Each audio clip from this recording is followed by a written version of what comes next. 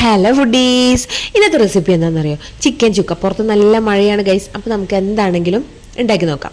അപ്പോൾ ചിക്കൻ്റെ റെസിപ്പി എന്ന് വെച്ചാൽ ഒരു 3 സവാള നല്ല നൈസായി കട്ട് ചെയ്തിട്ട് മാറ്റി വെക്കുക. എന്നിട്ട് ഒരു ചട്ടി വെച്ച് അതിലേക്ക് ഓയിൽ ഒഴിച്ച് കൊടുത്ത് നല്ലപോലെ ചൂടാകുമ്പോൾ ഈ നമ്മൾ കട്ട് ചെയ്ത് വെച്ചിട്ടുള്ള സവാളയിലിട്ട് നല്ലോണം മുരിച്ച് നല്ല ഫ്രൈ ആയി എടുക്കുക.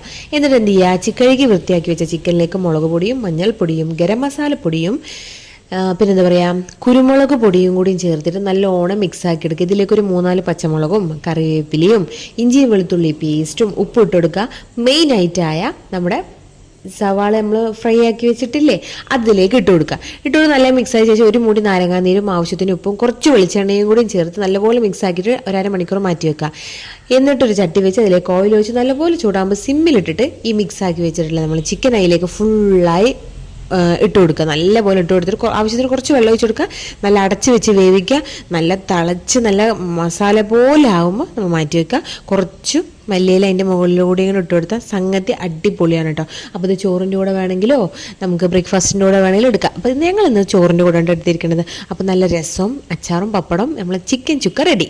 അപ്പോൾ എല്ലാവരും ട്രൈ ചെയ്ത് നോക്കണേ. താങ്ക്